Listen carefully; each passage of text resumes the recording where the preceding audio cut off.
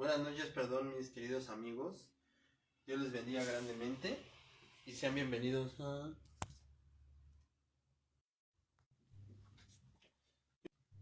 a nuestra prédica especial del día de hoy. El tema hoy es Nehusán. Y para ello les pido que abran sus Biblias en Segunda de Reyes, capítulo 18, versículo 4. Dice la santa palabra de Dios: Él quitó los lugares altos y quebró las imágenes y cortó los símbolos de acera e hizo pedazos la serpiente de bronce que había hecho Moisés, porque hasta entonces le quemaban incienso los hijos de Israel. Y la llamó Nehusán. De inmediato, aquí nos damos cuenta de la asombrosa declaración que el cronista hace acerca del rey Ezequías.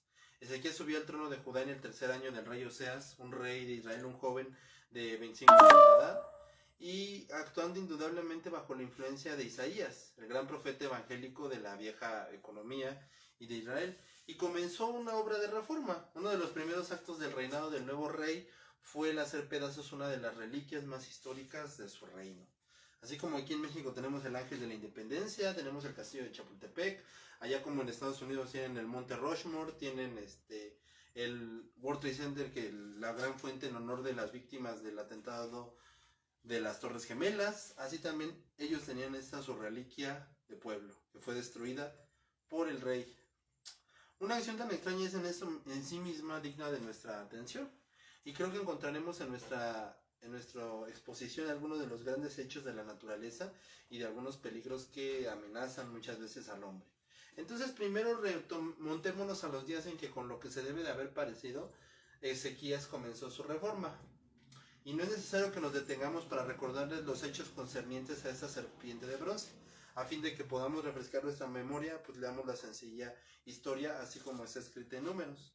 Puede ser bueno anotar un hecho de acuerdo con la historia tal como se cuenta allí. No se sugiere ni se sugirió a la gente en este momento, si seguimos aceptando las palabras como aquí registradas incorrectas, de que hubiera alguna virtud curativa en la serpiente de bronce, porque no la había.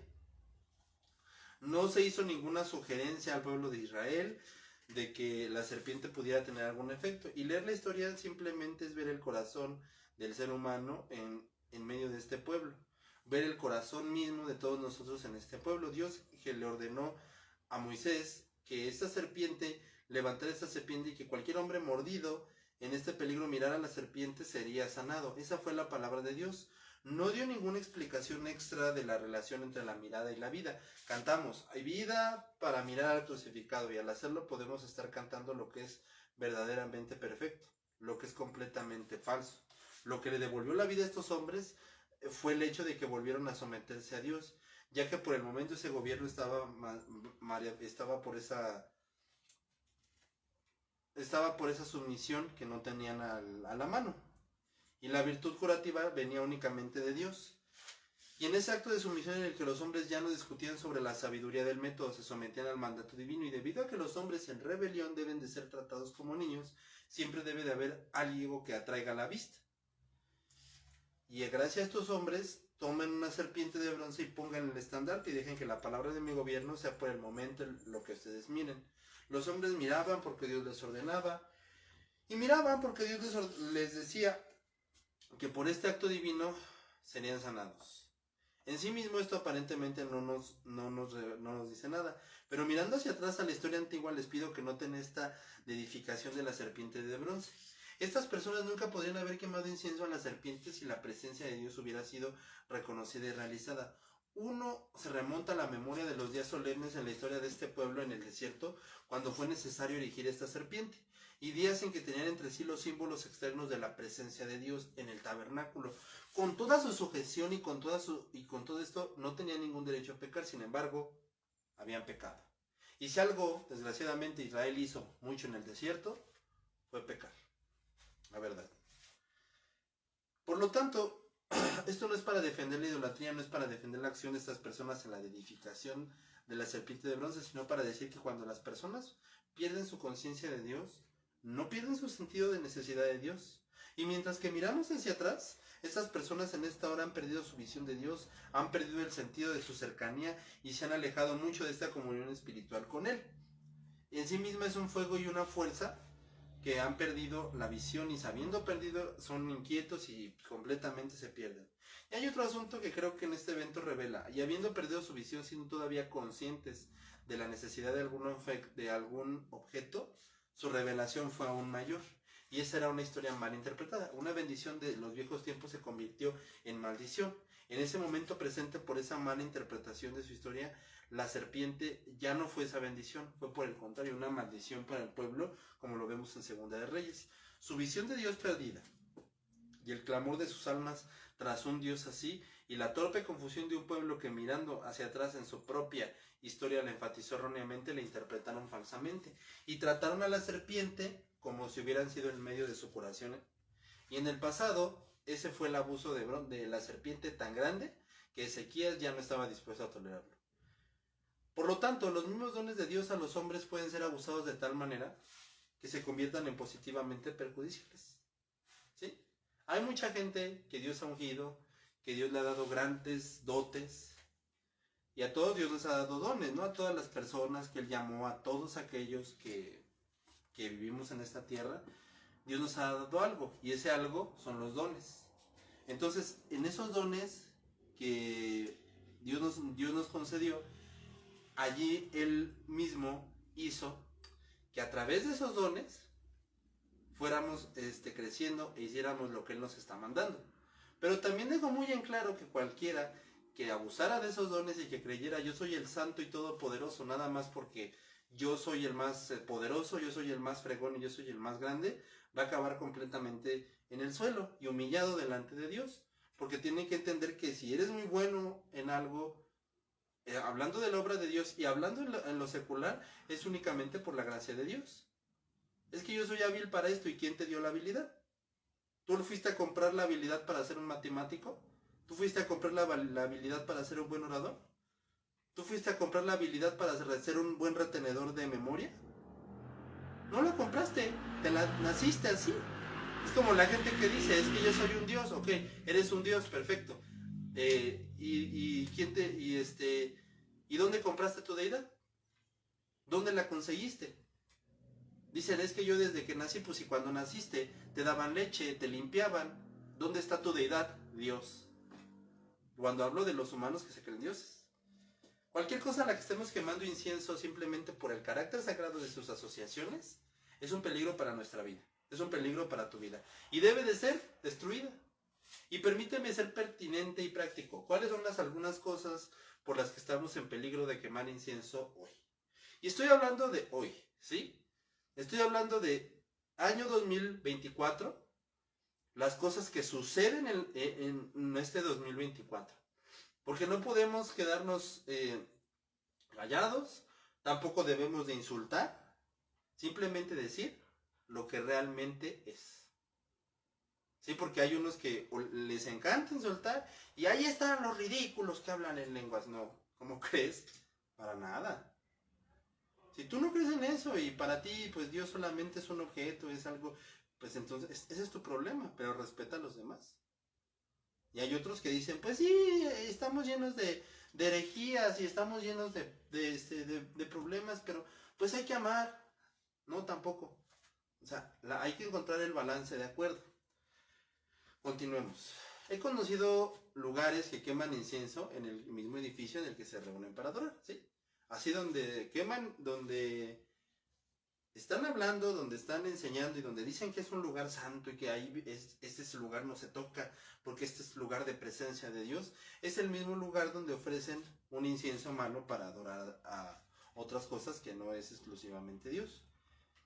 Y como si fuera sagrado en sí mismo, como si traspasar el umbral y estar bajo su techo fuera estar en la misma casa de Dios y en la misma puerta del cielo. Y eso en sí mismo es idolatría.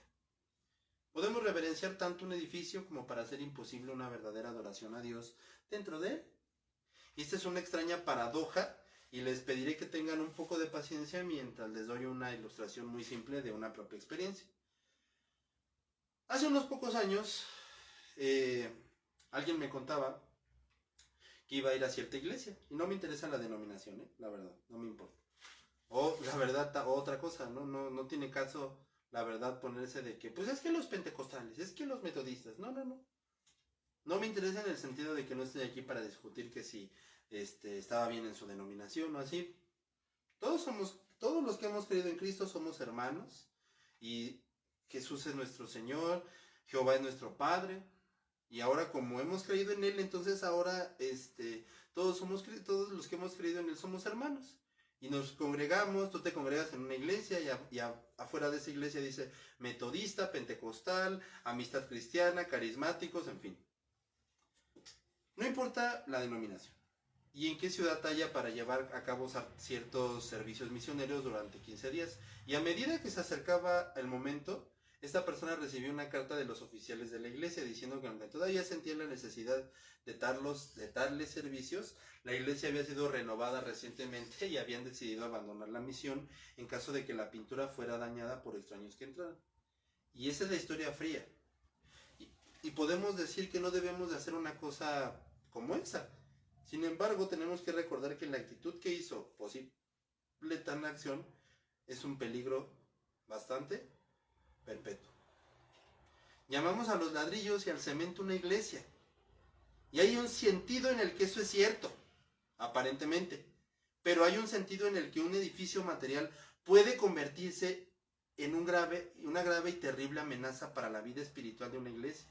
O sea, si quemamos incienso en nuestros edificios e imaginamos que cuando hemos pasado a ellos estamos separados para la adoración de Dios, es posible que un hombre se siente en este edificio desde el principio y hasta el final y se acerque a un verdadero lugar de adoración.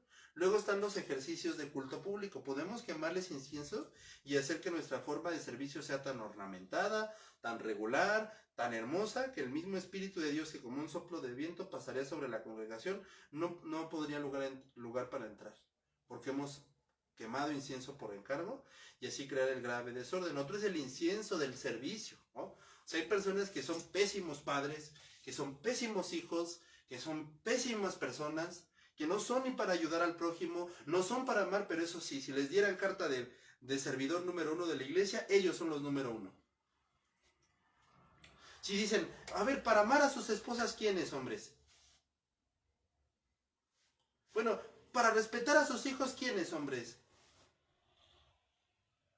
Para abandonar a sus hijos, ¿quiénes? La mayoría, ¿no? Dicen eso. Pero para servir a la iglesia, ¿cuántos están? Y todos. Ok.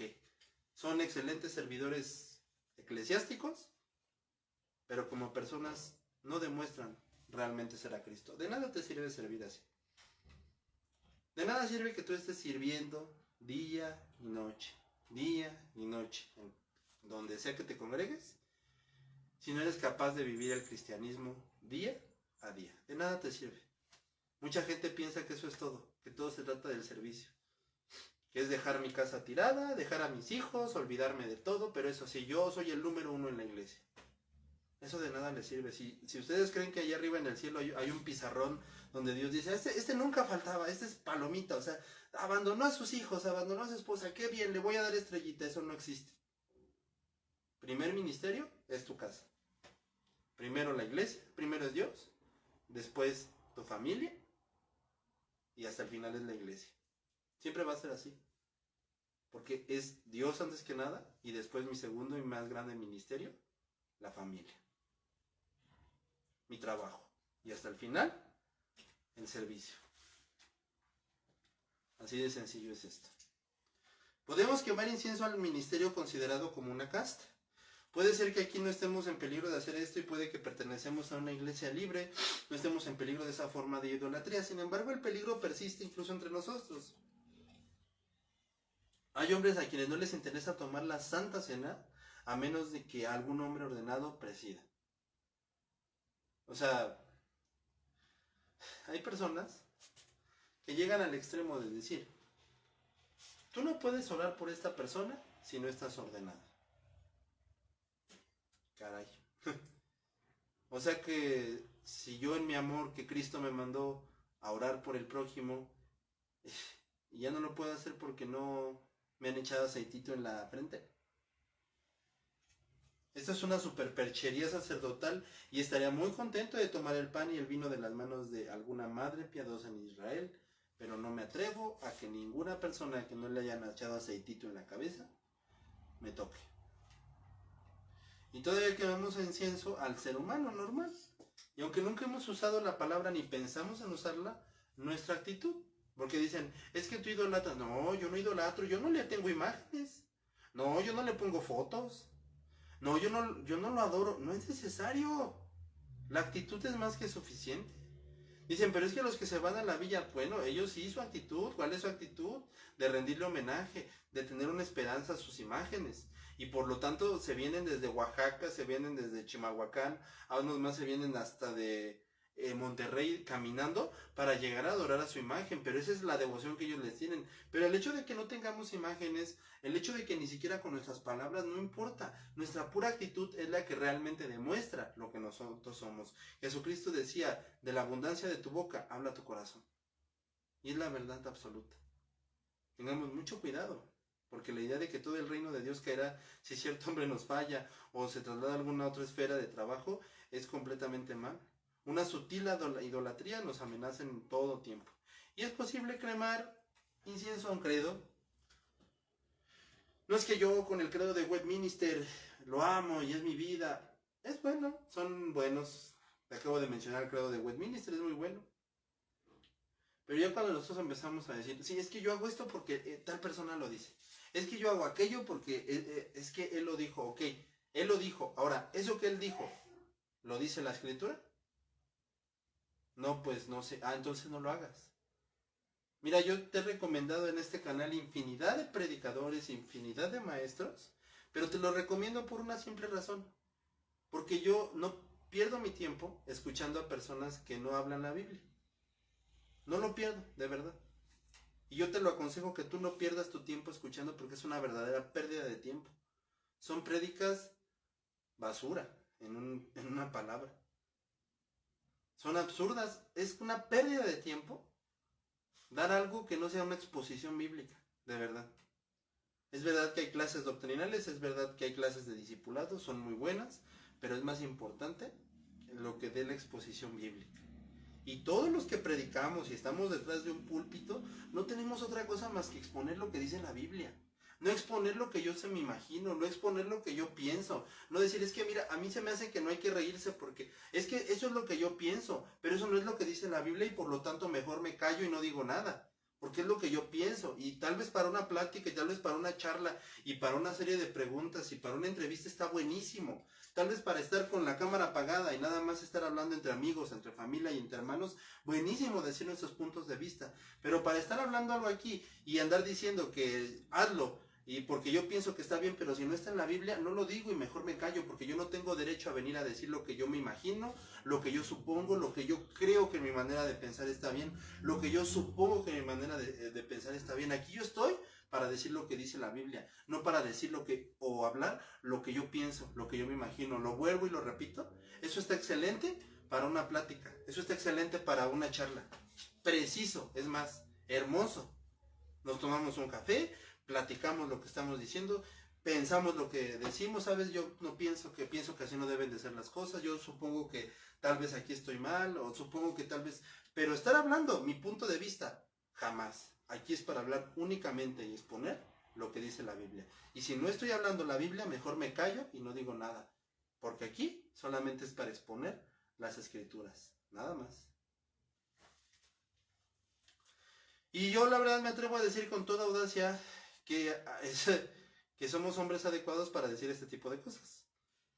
Esta biblioteca divina es la última autoridad. Pero no tu interpretación, ni la mía, ni la de ningún hombre. Ningún credo que haya sido redactado por almas honestas en el pasado es una interpretación final. Te voy a decir algo. Estamos estudiando los días viernes la carta de Juan. Los días domingo, Colosenses. Los días lunes, martes y miércoles, con la gracia de Dios, estamos estudiando el Evangelio de Lucas. Pero de todo lo que yo haya dicho, que obviamente que debe de ser fundamentado por las Escrituras, puede venir otra persona y haber encontrado algo en el texto que yo no vi. Porque hay cosas que yo no veo. Y lo que yo no vi, otro lo vio. Y lo que otro no vio, yo sí lo vi. Entonces, Cuando, por ejemplo, te voy a poner un rápido ejemplo. Salmo 73. Recuerdo que cuando yo prediqué el Salmo 73, el título fue ¿Dios permite la maldad? Entre preguntas. Pero otro puso ¿por qué? Otra persona encontró en el Salmo 73 ¿por qué Dios permite el mal? O sea, ese fue su título porque lo que Dios le permitió ver, lo que Dios le reveló a ese expositor fue ¿por qué Dios permite el mal? O sea, fue muy buena. O sea, otra persona, un maestro, un gran expositor, David Alducin, también él expuso el Salmo 73. Y lo que él encontró cuando predicó el Salmo 73 fue la queja de Asaf. De cómo el salmista que canta ese salmo, valga la redundancia, Asaf, encuentra que en ese mismo salmo, Asaf se queja. Y ese fue su tema, cómo Asaf se queja.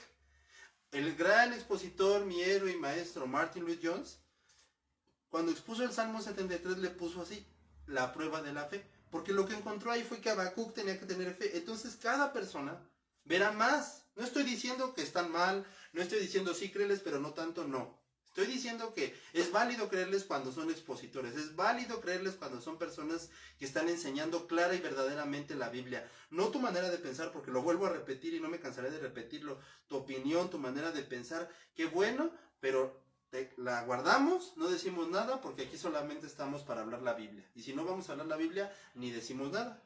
Guardamos la voz, guardamos silencio, no damos nuestra opinión, no damos nuestra manera de pensar, únicamente decimos lo que dice la Biblia. Y cuando son hombres así, son de toda confianza, dice Proverbios, dice Eclesiastés. Sin embargo, cada persona vendrá, y sin embargo, hay hombres que piden un firme credo, que suscriban un dogma, que suscriban la mejor exposición, y sin embargo no hay nada de eso. ¿Por qué? Porque también nunca acabaríamos. Si nosotros decimos cuál es el mejor predicador de la época, podemos nombrar a muchos. Pero si nosotros nos vamos a unos años atrás, hubo un gran hombre llamado Alexander McLaren que decían que tenía su martillo de oro. O sea, que le pegaba un texto, decían así él, le pegaba un texto y lo dividía en 3 partes bien perfectamente ordenadas, claras, entendibles, fáciles de entender, fáciles de dar. Y si nos vamos más atrás, tenemos al gran George Whitefield. Si nos vamos más atrás, tenemos a los padres de la iglesia, gran maestros de la ley, increíblemente elocuentes. Entonces nunca llegaríamos a esa unidad. Por lo tanto, no podríamos hacer jamás de ellos un credo porque no llegaríamos a ninguna conclusión y a ningún lado. Y por lo tanto también he conocido hombres que queman incienso en una escritura de fideicomiso y permiten que la obra de Dios sea interferida y estropeada debido a los términos que se encuentran dentro de una escritura de ese tipo. Y también es posible ser idólatra en la materia de oración, en la materia de los sacramentos de la cena del Señor, y es posible tratar estas cosas que son medios de gracia como si fueran gracia. Es posible tratar estas cosas que son ordenanzas, símbolos, sacramentos, signos externos, visibles e intervisibles como si fueran los mismos canales de la gracia. ¿Sí? Esto es sacerdotalismo. Es que si tú no te bautizas, no vas a entrar al cielo. Es que allí dice que hagan discípulos y bautícenlos. Entonces, si tú no te bautizas, tú no vas a entrar al cielo. Mentira. El bautismo no salva. El bautismo en agua no salva. Es un requisito para los discípulos, es una prueba, ¿cómo podríamos decirlo? Es un paso de fe, es un paso de obediencia, ahí demostramos nuestra obediencia, pero el bautismo no da la salvación. Sería tanto como decir, es que el que se porta bien, gana la salvación. Pues es que la salvación es por gracia, obviamente que sabemos que como es obra de Dios y Él nos la ha concedido, entonces ahora nosotros, por esa gracia, únicamente por esa gracia, somos salvos para vivir para Él. Y si no estamos viviendo para Él, pues no somos salvos. Entonces, pero eso no quiere decir que el que se porta mal la gana y el que se porta mal la pierde. ¿Sí? No quiere decir eso. El bautismo, te lo vuelvo a repetir, no salva. La Santa Cena tampoco salva. ¿Sí? El ponerse corbata no salva. El llegar a las 10 de la mañana al culto no salva. La salvación es del Señor y es Dios el que la concede. Abraham no se bautizó en ningún momento. David tampoco se metió al agua en ningún momento para ser bautizado. Y la Biblia dice que son salvos. Porque lo que salva es la fe. Sois salvos por fe. O dice, soy salvos por agua, soy salvos por bautizo en agua, así dice. Así no dice. ¿Soy salvos por llegar temprano al culto de adoración? Tampoco dice así la palabra. ¿Soy salvos porque nunca faltan a ninguna santa cena? Menos dice eso la palabra. Son salvos por fe, fe, fe, fe, fe. ¿Y qué más, Señor? Son salvos por fe. Pero el bautismo, Señor, el bautismo no salva, el bautismo en agua no salva. La Santa Cena no salva. Soy salvos por fe. ¿Y qué más, Señor? Y no por obras. O sea, entonces soy salvo por fe y el bautismo, soy salvos únicamente por la fe. Es fe y qué más fe. Pero qué más fe, fe, fe, fe. Son salvos por fe, no por obras. ¿Para qué? Para que nadie se te gloríe. La única razón por la que tú eres salvo es porque así Dios lo quiso. Ningún rito te da ni te dará la salvación.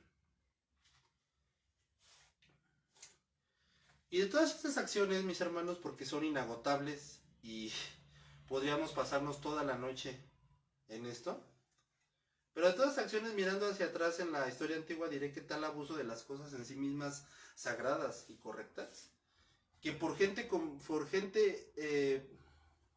decirlo? Por gente mal, se ha vuelto esto un legalismo. Personas que nada más están diciendo, ¿y ya te bautizaste? ¿Y oras 3 horas al día?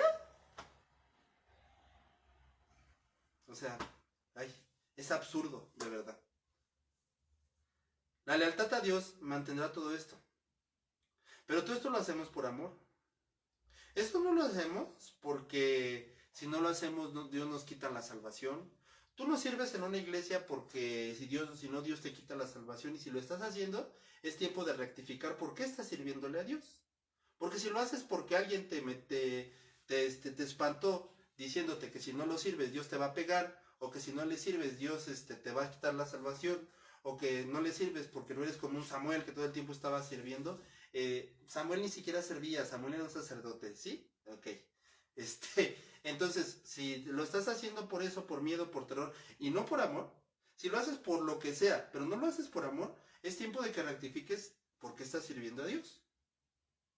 Ahora, si lo estás haciendo y no estás obedeciendo a Dios, ni estás viviendo una cristiandad verdad, los 7 días de la semana, todo el tiempo, fallamos y caemos y es verdad, pero nos levantamos y vivimos en esa cristiandad.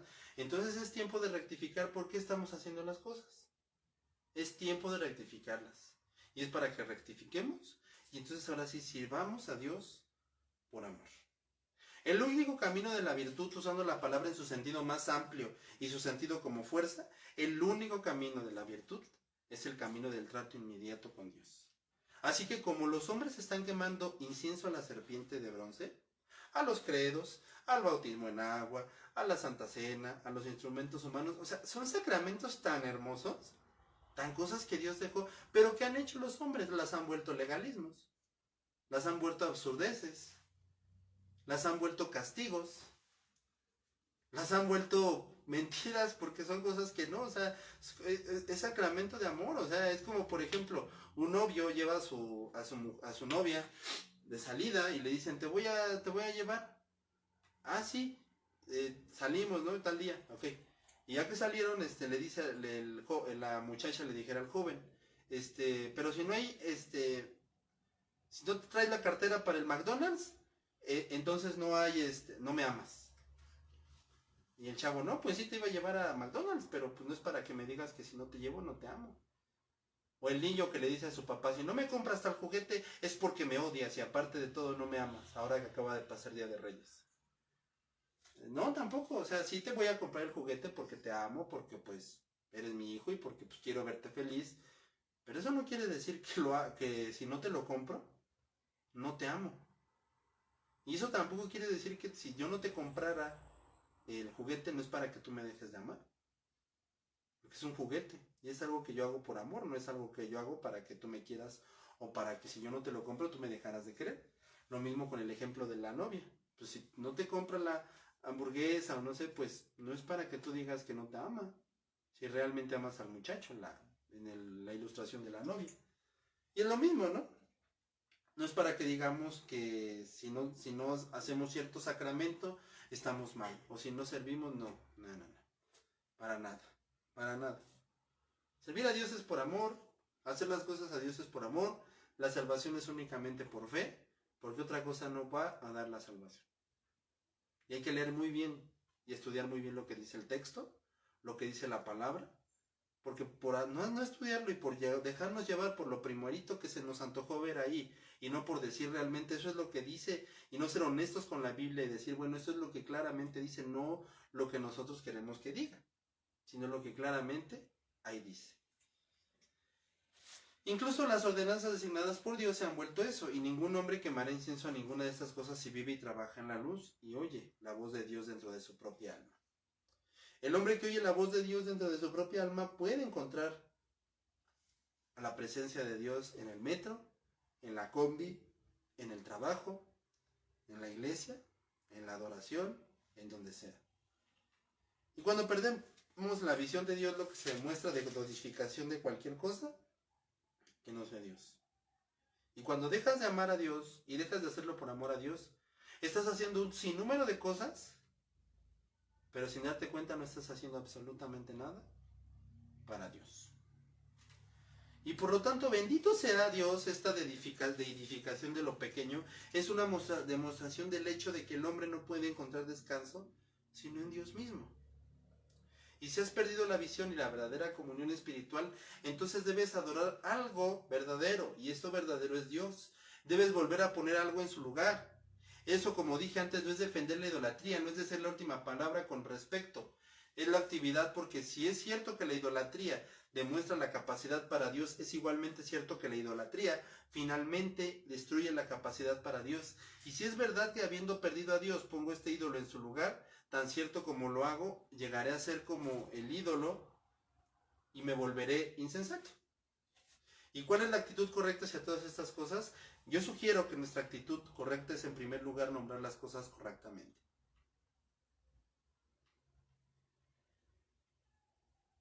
¿La Santa Cena me salva? Sí, es que ya dijeron que 10 puntos de... Ok, no me salva. No me salva. Los dones espirituales me salvan, no te salvan. Te pueden dar los dones, Dios es grande para darte dones, es hermoso que Dios nos haya dado lenguas angelicales, es hermoso que Dios nos haya dado interpretación de lenguas, es hermoso que Dios nos haya hecho sentir muy bonito en su culto. No vivimos de eso. Eso no nos da la salvación. Pongamos las cosas como son, en el lugar correcto. Y vean, en este asunto artificio de bronce no es una serpiente, es bronce. Entonces llámalo Nejusán, una cosa llena de bronce. Llama a la iglesia un edificio de ladrillos y cemento. Pero es que hay luces. Hasta ahí. Es que hay un púlpito sagrado. Es una plataforma específica para que el expositor pueda estar cómodamente hablando y tenga a su mano su Biblia, tenga a su mano lo que va a usar, ya sea su computadora, su laptop, sus notas, su tablet, en fin. Hasta ahí. Llámense hombre al ministro. Llámense hombre al expositor. Yo siempre he dicho que el mejor nombre que debemos de tener los que predicamos somos expositores. No el profeta, no el poderoso, no el rey de reyes, no el apóstol de las naciones, porque finalmente eso somos, o expositoras. Eso es lo que somos. Yo no tengo ningún derecho para venir a hablarte mi opinión, para venir a suponer que es que yo pienso que los hombres deben de usar corbata, es que yo pienso que los hombres deben de subirse con Biblia. Esa es mi opinión, no es lo que dice la Biblia. Yo no puedo decir otra cosa más que lo que dice la Biblia. Mi opinión me la guardo. La Biblia es la Biblia y es lo único que yo debo que hablar. Llamemos hombre al ministro, llamemos persona a la persona, profeta al profeta. Sin embargo, llamemos formas a los ejercicios de adoración, recordando que la forma sin poder es en sí una maldición. Llamemos a los credos y a la teología sistematizada la opinión muy estudiada, pero sabiendo que sabiendo que no es toda la verdad. ¿Por qué? Porque cuando Cristo venga a esta tierra, o tú te vayas con Él, tú vas a saber mucho más de Dios de lo que yo puedo saber con 79 libros de teología sistemática. Dios quiere que perseveremos en el conocimiento, pero el conocimiento de Dios es inagotable. Una vez dicen que a la inteligencia artificial le pidieron, respeta el infinito. No, perdón, dibuja el infinito. ¿Sabes lo que dibujó? Dibujó un círculo. No se acaba el círculo. Ponle tú, si tú le pones un vértice y yo así, bueno, ok. Pero el círculo no tiene fin, no tiene ni fin. Por eso se llama infinito. No tiene inicio ni fin, simplemente está y nunca acaba. Así es el conocimiento de Dios. Es necesario que lo estudiemos, es necesario que lo conozcamos, es necesario que los que exponemos la palabra nos llenemos de él para poder dar un mensaje claro y que tengamos la conciencia, el corazón y la mente comprometidos con nuestro mensaje, sabiendo que al fin y al cabo es Dios y su poder el que está hablando, es Dios el que está hablando en tus vidas, porque si Dios no estuviera con su poder hablándote, lo que yo estaría haciendo nada más sería parlotear, muy elocuentemente, si así lo quieres ver, muy lindamente, otros muy groseramente lo hacen, como lo vemos en tantas redes sociales, otros muy cobardemente lo hacen, pero finalmente, palabras humanas. Por eso Pablo decía, mi predicación no vino en palabras humanas, vino en poder de Dios. ¿Para qué? Para que tu sabiduría no esté fundada en el conocimiento de los hombres, sino que esté fundada en el conocimiento de Dios. Y pongamos a prueba nuestras cosas más sagradas y recordemos que todo lo que quememos incienso debemos destruirlo. Si la quema del incienso ha resultado en la pérdida de la visión de Dios y ha resultado en la incapacidad de comulgar con Dios, infinitamente mejor ser despojado de todo medio de gracia y venir a adorar como un espíritu desnudo con un Dios solo. Que permitir que estas cosas que Él ha instituido para ayudarnos a la adoración, al estudio, al entendimiento, se interpongan entre nosotros. Y sí, esa es la enseñanza. Y una última palabra para llegar a la conclusión es esta. La verdadera actitud es la retención de todas estas cosas y en su verdadero lugar y en su verdadera proporción, la verdadera actitud del alma es aquella en la que mira hacia atrás. El día en que la vida comenzó en Cristo y se regocija en ella. El día en que Cristo te salvó y reconociste que Él era tu todo. El día en que Cristo te salvó y en ese momento te diste cuenta verdaderamente, Él me salvó. Y si en ese momento Él me hubiera llevado, yo hubiera sido la persona más feliz del mundo. Porque Él me ha salvado. Yo he entendido claramente que sin importar cuánto enseñemos, cuánto prediquemos, su poder está ahí. Y Él es al final el que hará su obra. Él es el que sembrará en tu corazón. Él es el que sembrará en tu vida. ¿Cuántas cosas hizo el apóstol Pablo? Muchísimas. Pero al fin y al cabo Él decía, yo puse, Apolos regó, pero quien dio todo fue Dios. Siempre recordemos eso. Recordemos cómo nuestra seguridad solamente se regocija en Cristo. Habacuc decía, aunque todas las higueras fueran destruidas, aunque toda la ciudad fuera destruida, con todo yo me regocijaré en el Dios de mi salvación. Pero inmediatamente pone esa experiencia pasada en esa expresión en el presente. El gran pasaje autobiográfico del apóstol Pablo en Filipenses ha sido citado a menudo. Escuchémoslo una vez más, escribiendo a sus hijos filipenses desde la cárcel y repasando el proceso de su vida cristiana. Mirando hacia atrás, en la hora en el camino de Damasco en el que fue aprendido por su maestro y dijo, pero lo que para mí era ganancia, he tenido por pérdida de causa de Cristo. Ese conteo fue por lo menos 30 años antes, pero no había ninguna virtud en esto.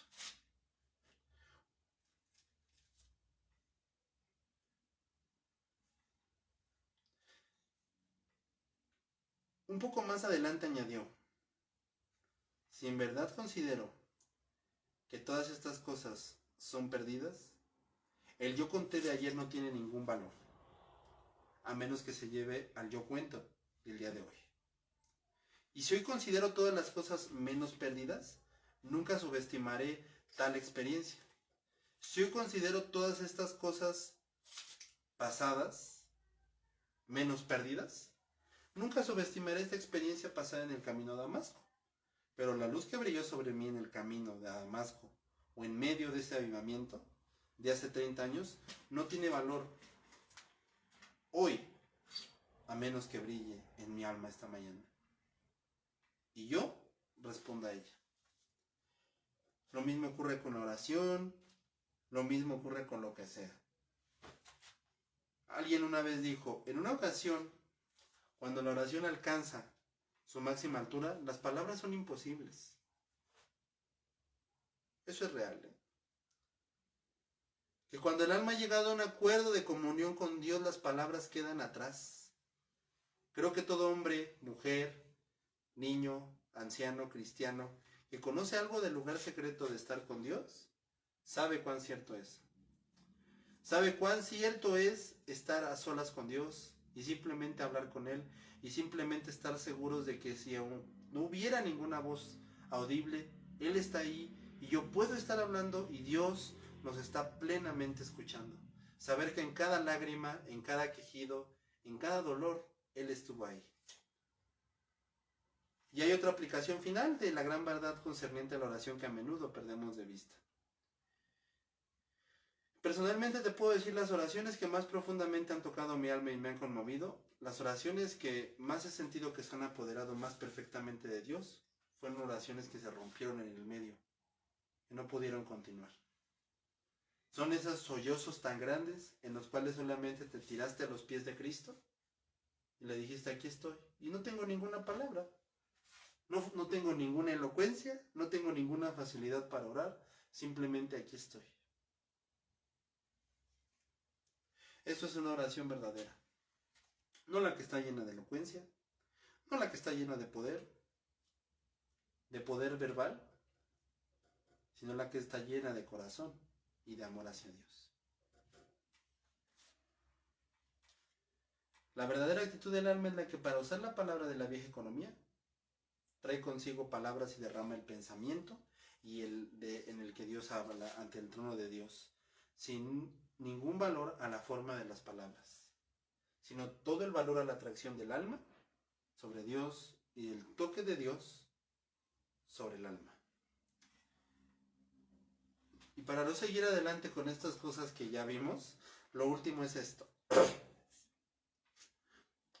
Guardemos esta serpiente de bronce en nuestro corazón y aprendamos a guardarla haciendo innecesariamente la necesidad de su destrucción.